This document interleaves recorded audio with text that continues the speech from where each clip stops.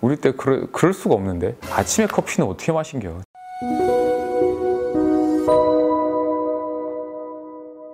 이하의 시작도 출근을 시작으로 해서 이제 드라마가 시작돼요. 여러분들은 아침 7시에 출근하세요? 정말 힘들지 않을까요? 아침 7시에 모닝커피. 저는 모닝커피를 먹어본 적이 없어요. 보통 아침에 커피 먹을 여유가 없어요. 진짜 갑자기 생각해보니까 왜 이렇게 여유가 많아, 전공이가.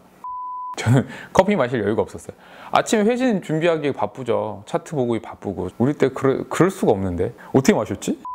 일단은 회진 준비하기 바쁘고, 그리고 이제 컨퍼런스가 있는 날은 또 컨퍼런스 준비하기 바쁘고, 그렇기 때문에 아침에 커피는 어떻게 마신겨?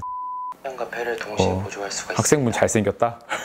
준환쌤이 까칠하게 바드와 에크모 차이가 뭐야? 질문했었잖아요. 그거에 대해서 이제 열심히 공부해 왔는데, 저도 이제 학생 때는 몰랐어요. 이제 교수님이 뭔가 질문하고 위에 뭐 선배들이 질문했을 때 대부분이 그 질문에 대한 답만 공부해서 오잖아요. 이러면 이제 또 다른 질문에 당하는 거죠. 뭐 그거야 이제 학생 때는 못 모르니까 전반적으로 공부할 시간이 없기 때문에 보통 대부분은 이렇게 그 부분에 대한 답만 구하기도 하죠.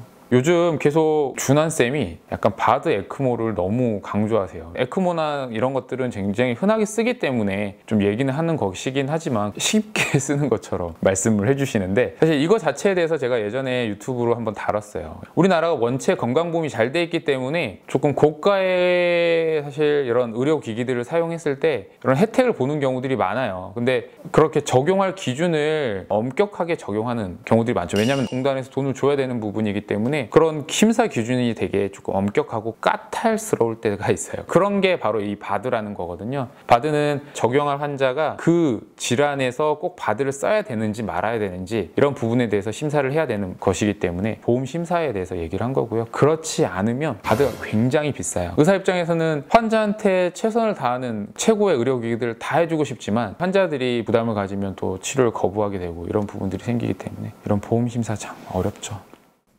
여러 신경학적 후유증이나 감염 등 예상치 못한 합병증이 생길 수도 있는데 자세한 건 동의서 받을 때 설명드릴게요. 네.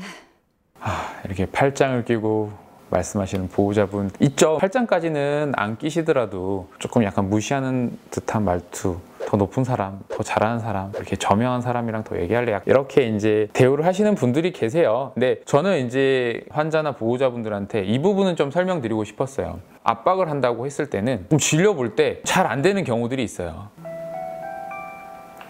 수술실 사이에서 보는 남편분이 있죠. 여기 이제 또 메인 이야기가 19주 된 이제 아기가 조기 양막 파수로 병원에 온 건데, 이 남편의 입장 그리고 이 아내의 입장에서 엄마와 아빠 입장에서 좀 묘한 이제 그런 감정의 차이가 있는 것 같아요. 엄마는 내 목숨은 그렇게 아깝지 않다, 어떻게든 아이를 살려달라는 그런 의지가 강하고, 그래서 위험한 상황이지만 좀 버티고 있는 거고, 버티다 이제 더 안 좋아져서 수술장까지 간 상황이고요. 근데 아빠 입장에서는 아이도 걱정이지만 이때는 사실 엄마가 더 걱정일 것 같거든요. 그래서 그 아내에 대한 걱정스러운 시선이 같이 내재되어 있는 것 같아요. 이 부분은 이제 사실 아빠, 엄마 입장에서 좀 차이가 있는 것 같아요. 모성애를 더 극복할 수는 없지 않나. 아빠 입장에서는 사실 아이도 중요하지만 사실 아내의 생명이 또 더 중요한 부분도 분명히 있기 때문에, 또 메인인 게 정말 저도 이제 와닿는 게 이거예요. 아무래도 또 술 드신 것 같아요, 교수님. 간이식 받은 분들이 1년 전 둘째 딸한테 간이식 받은 분. 3년 전엔 첫째 딸한테. 정말 말 안 듣는 환자분들이 계시죠. 특히나 이식 받았는데, 왜냐하면 이식이라는 거는 되게 쉽게 생각하면 안 돼요. 내사자분들의 장기를 이식받는 것도 하지만 우리 살아있는 분들의 장기를 이식받는 경우는 그 장기를 아픈 분한테 사실 물려주는 거잖아요. 굉장히 숭고한 희생인 거거든요. 특히나 가족 간에 이런 이식을 했을 때 너가 가족이니까 당연히 나한테 이식해줘야 되는 거 아니야? 라고 생각할 수 있잖아요. 하지만 저는 그게 당연하다고 생각은 들진 않거든요. 정말 이렇게 이식해주는 과정에서, 장기를 적출하는 과정에서 사망할 수도 있는 거예요. 그만큼 큰 수술을 해야 되는 건데, 몸에 큰 상처를 내야 되는 건데 그게 당연하다고 생각하면 안 되죠. 근데 너무 고맙게 기증을 해줘서 받았어요. 그랬으면 잘 살아야죠. 이렇게 관리를 안 하면 어떻게 되겠어요? 저도 실제로 이식 환자가 아니라 폐암 수술이나 이런 이제 수술을 받은 분들 중에서도 저 담배 끊으라고 맨날 얘기하거든요. 제발합니다. 담배 끊으세요.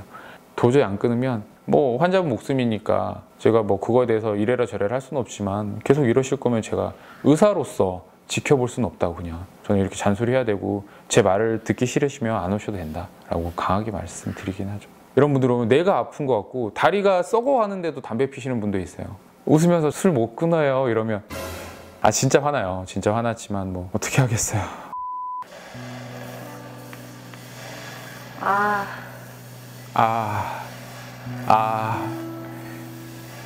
한숨 쉬죠. 참 말은 못하고 이게 무슨 장면인지 아세요?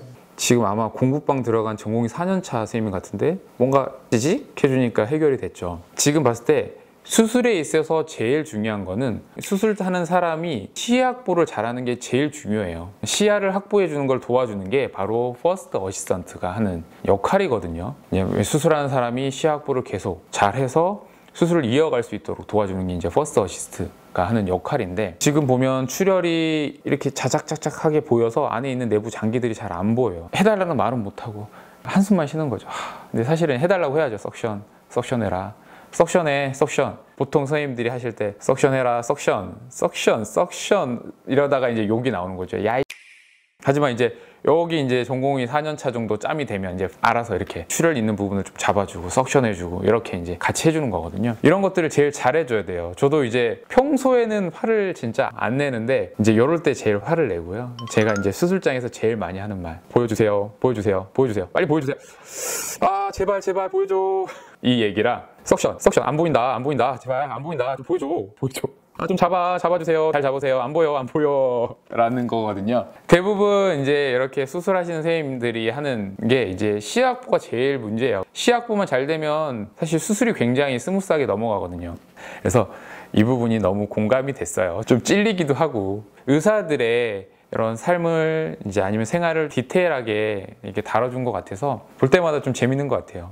앞으로도 많은 화가 남았기 때문에 좀 재밌는 장면들 리뷰를 같이 해보는 시간을 갖도록 할게요. 재밌게 보셨으면 좋겠습니다. 감사합니다.